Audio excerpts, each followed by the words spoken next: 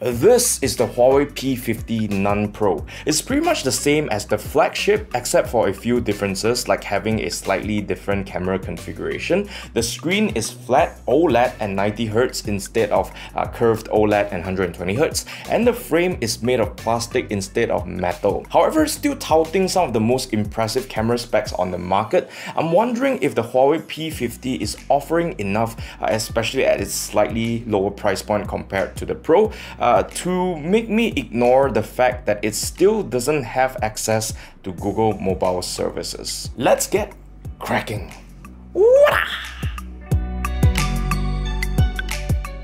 Not gonna lie, it's been a while since I touched a Huawei smartphone, the last one being the P20 Pro that I lost in Taiwan, mainly because of the lack of GMS, which kind of makes them the underdog in this very moment. And being the champion of underdogs, I of course itchila want to get my hands on one of these. The Huawei P50 is priced at 2,999 ringgit, which is 700 ringgit less than the P50 Pro.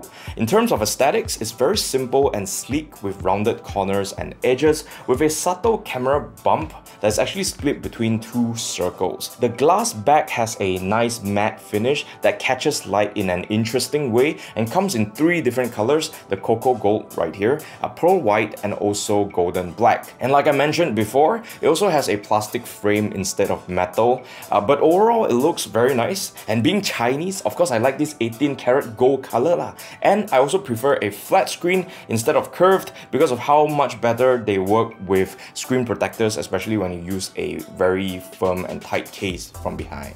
That's what she said.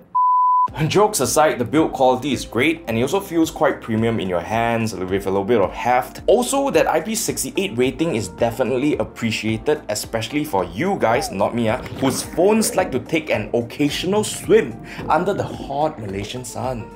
Though the back is definitely a fingerprint magnet, so I'd recommend that you get a clear case if you like the way it looks out of the box. Nah, you see one touch is all it takes. I fall in love with you. See? I didn't lie, right? In terms of dimensions, this phone is 156.5mm tall, 73.8mm wide, and it is 7.92mm deep. It also weighs 181 grams, has a little weight to it, but feels good to use one-handed with my medium-sized hands. In terms of specifications, it comes with a Snapdragon 888, 8GB of RAM, and 256GB of storage, which is exactly the same as the Malaysian version of the P50 Pro that is 700 ringgit more expensive. And just like the P50 Pro, there's no 5G here, but honestly, it's still not really that big of a deal here in Malaysia. And overall, the hardware performs great even while gaming and such, though I did notice a tiny bit of thermal throttling after a particularly long gaming session. If you're a heavy gamer, I suggest that you switch to the performance mode. Also, as a side note, this phone does come with NFC support for those of you who want to touch and pay. Why sound very haram like that one? In terms of the display, what we have here is a 6.5-inch OLED 10-bit panel that has a pixel density of 458 pixels per inch. It is very color accurate, so watching YouTube or binging Netflix shows on this is definitely a joy. Given the specs of this display, I tried watching content in HDR on YouTube and also Netflix, but couldn't seem to turn on HDR. Strange. In terms of brightness, this screen goes up to about 600 nits, which is plenty bright for most viewing conditions, although it seems like the auto brightness mode can get the screen even slightly brighter if you're outside under the sun. One thing to note is that Huawei decided to give this base model only a 90Hz refresh rate for the screen, which is a little odd considering that a lot of phones in this price point do come with a 120Hz refresh rate these days. Swiping and scrolling doesn't feel quite as smooth as 120Hz, but honestly it's not such a big deal for me considering that I'm probably going to get a little bit more runtime out of that battery. Also, since the P50 does come with a 300Hz touch sampling rate, it does feel extra responsive, which is great for gaming for instance. Oh yeah, the fingerprint reader is also very reliable and works pretty fast too. In terms of battery life, this phone has a 4100 mAh battery that is slightly smaller than the P50 Pro. I think that's understandable considering that this has a 90Hz screen instead of a 120Hz screen. In terms of charging via the USB-C, we get the Huawei Supercharged that goes up to 66 watts.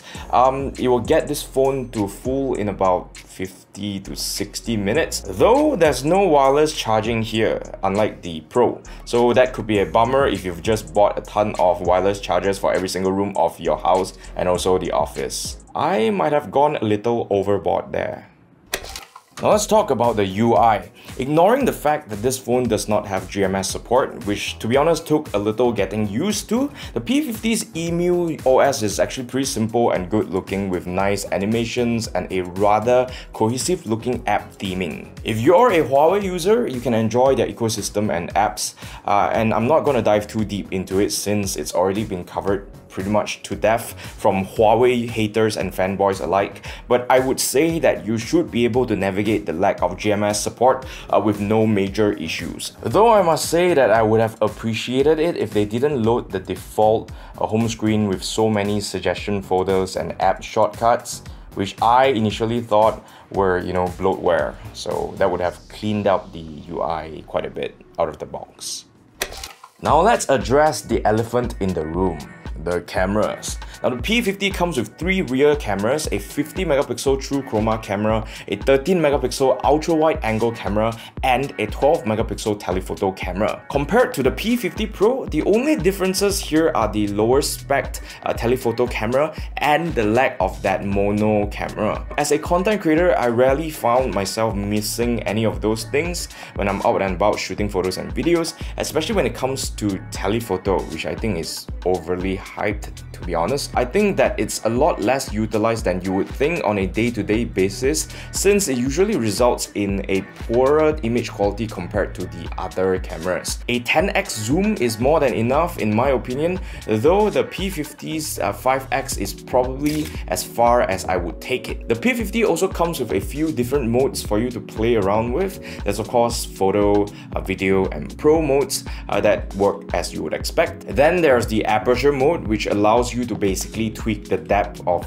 your depth of field by adjusting the aperture. I think this is probably done via software because the lenses have fixed apertures, but hey, it works well enough. Portrait mode seems to be a little inaccurate at times, especially under less than ideal lighting conditions, and would occasionally not trigger at all for some reason, especially when using it with my super white face. Okay, maybe it's just my face problem because it seems to recognize everybody else's face just fine. There's also a bunch of other extra modes in the More page if you're interested in it, like a dual view that lets you take a split screen photo of the rear and front camera. Speaking of the front camera, it's 13MP, wide angle, and cropped twice to give you the illusion of having 3 different cameras.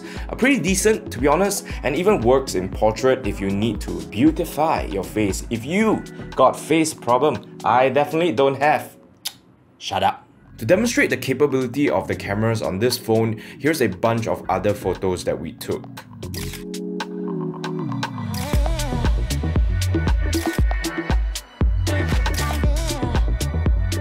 Oh yeah, the low light performance on this camera is also pretty good to be honest. We get a good amount of color saturation without over sharpening or over noise removal. Looks pretty natural. Video-wise, we get up to 4K 60 frames per second. Image quality is pretty good with quite accurate colors and a good amount of dynamic range. People who are coming from other phones might find the image to be a little soft because Huawei is giving us very minimal computational sharpness, but videographers will tell you that that is actually a good thing since it allows you to dial in the sharpness based on your preference. Finally, there's of course the slow-mo, which is actually great here. You get 120 frames per second, 240 frames per second, and 960 frames per second, all in 1080p too. Though I must say that 240 frames per second is probably where it's at. Finally, let's talk about audio. The P50 has a pair of stereo speakers that sounds pretty decent. Its sound signature is leaning towards the brighter side, which means that the treble is more prominent and the mid is also pretty clear, but there's a lack of bass that makes the sound lack little fullness, if that makes any sense. It also doesn't get too loud, and my usual test would be to blast music while taking a shower to see if the volume would cut through, and this barely does. But hey, at least it's stereo. Oh yeah, there's also no audio jack, so maybe check out my RM69 True Wireless Earbuds video if you're on a budget.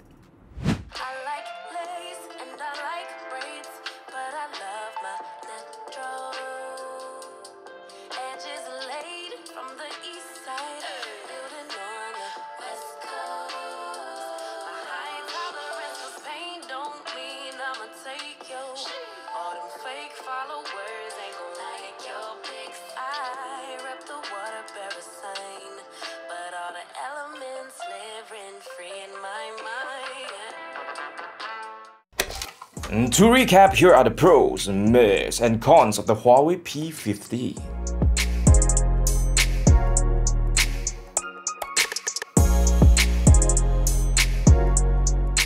I give the Huawei P50 a phonographer's responsible choice. Hashtag cheap buy, 8 out of 10.